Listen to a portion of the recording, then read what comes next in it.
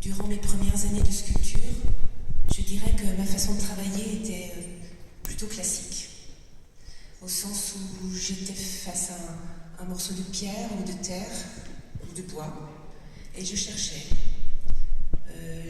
des lignes, je cherchais des formes, je cherchais des creux, des pleins, et il y avait quelque chose d'un peu laborieux dans cette démarche, d'un peu scolaire, et en tout cas de très mental.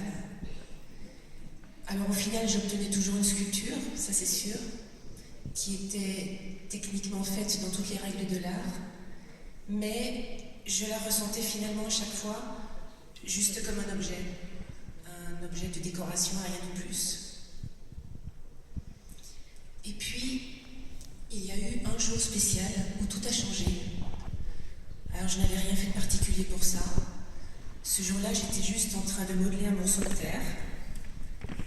Et là, il y a eu comme un vertige intérieur, une bascule.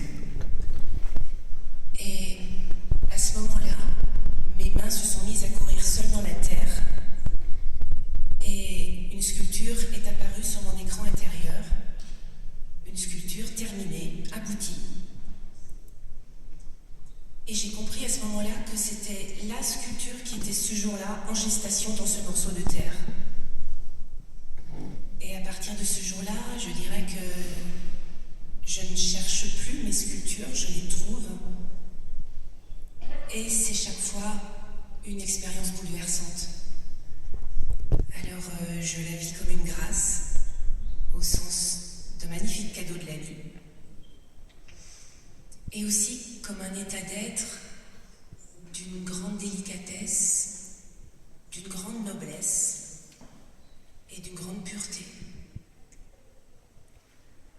Alors je ne sais pas d'où vient cette énergie et je ne veux pas le savoir. Je sais juste que lorsque je crée dans cet état particulier, je me sens en lien avec qui je suis vraiment. Je l'appelle ma source, je l'appelle ainsi. C'est un état d'allégresse, c'est un tremblement intérieur très fort. C'est tout à la fois extraordinaire et très naturel, presque banal. C'est très puissant et très doux.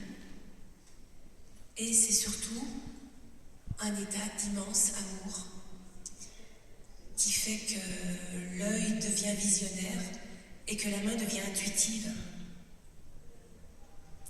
Alors, pour moi, forcément, maintenant, créer est un acte sacré. Et je sais profondément que l'artiste a un rôle sacré dans notre société. Parce que l'artiste est une personne qui sait se mettre en état d'être traversé par cette grâce. Et les œuvres qu'il va créer dans cet état d'être particulier seront porteuses de cette lumière qu'elles vont diffuser tout au long de leur vie, qui peut être longue pour certaines œuvres, des siècles ou des millénaires. Alors heureusement, cette merveille n'est pas réservée à l'artiste. Nous avons absolument tous et chacun la capacité totale, à chaque instant de notre vie, d'inviter cette grâce dans notre quotidien, quelle que soit notre activité. Cultiver son jardin, préparer un repas, concevoir un enfant, tout acte créateur peut être vécu dans cette conscience d'être et va contribuer à éclairer cette planète et cette humanité qui en ont bien besoin. Alors, aujourd'hui, après tant d'années de sculpture, je me rends compte que j'ai appris une chose essentielle. C'est que créer dans cette conscience d'amour, c'est diviniser la matière.